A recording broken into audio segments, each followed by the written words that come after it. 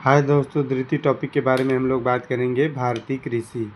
Top 50 question. जिस प्रकार हमने जनगणना की उस प्रकार हम लोग भारतीय कृषि करेंगे। भारतीय कृषि अनुसंधान परिषद ICAR के अनुसार भारत में कितने प्रकार की मिट्टियाँ पाई जाती हैं? तो यूपी पुलिस के एग्जाम में पूछा गया तो 8 प्रकार की मिट्टियाँ पाई जाती हैं आपकी।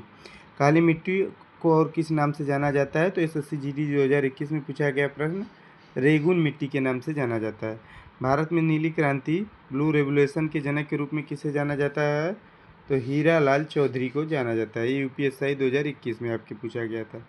निम्नलिखित में से कौन सी भारत की एक रबी फसल है? तो आपकी गेहूं है, जो कि यूपी पुलिस 2024 में पूछा गया था। भारत के किस राज्य को भारत के चावल का कटोरा कहा जाता है? तो आपके आंध्र प्रदेश को कहा जाता है। पीली क्रांति निम्नलिखित किससे? तिलहन उत्पादन से संबंधित है। ऑपरेशन फ्लड का संबंध किससे है? तो ये आपके दूध उत्पादन से है ऑपरेशन फ्लड का संबंध। खेती की वह कौन सी प्रणाली है जिसमें किसान अपने परिवार के निर्वहन के लिए फसलें उगाता है? तो जीविका कृषि, जो कि SSC CHSL में पूछा गया क्वेश्चन।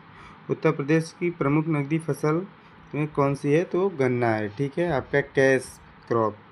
राष्ट्रीय चावल अनुसंधान NRRI कहाँ स्थित है? तो ये आपके कटक में स्थित है। यूपी PCS 2018 में पूछा गया क्वेश्चन। झूम खेती भारत के किस क्षेत्र में प्रचलित है? तो उत्तर पूर्वी क्षेत्र में झूम खेती प्रचलित है। किस फसल के लिए सर्वाधिक वर्षा की आवश्यकता होती है लेकिन जल जमाव हानिकारक होता है? तो चाय के लिए। ये आपकी UPSC 2015 में पूछा गया था। भारत में श्वेत क्रांति के जनक के रूप में किसे जाना जाता है? तो डॉक्टर वर्गीज कुरियन को श्वेत क्रांति के जनक के रूप में जाना जाता है। केंद्रीय मृदा लवणता अनुसंधान CSSRI कहाँ स्थित है? तो ये आपके करनाल में स्थित है, जो कि PCS एग्जाम में पूछा गया था। हरित क्रांति का सबसे बड़ा प्रभाव किन फसलों पर पड़ा? चावल और गेहूं पर हरित क्रांति का सबसे बड़ा प्रभाव पड़ा। भारत में सर्वाधिक दूध उत्पादन राज्य कौन सा है? तो ये यूपी पुलिस 2018 में पूछा गया, तो ये आपका यूपी है। किसे सुनहरा रेशा कहा जाता है? गोल्डन फाइबर, तो ये आपके जूट को कहा जाता है, जो कि MTS 2021 में पूछा गया क्वेश्चन है।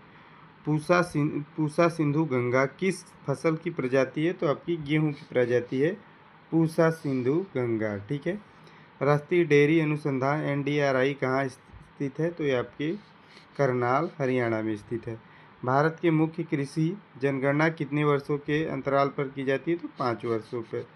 वरुड़ा किसकी एक महत्वपूर्ण प्रजाति है? तो ये आपकी सरसों की एक महत्वपूर्ण प्रजाति वरुड़ा है।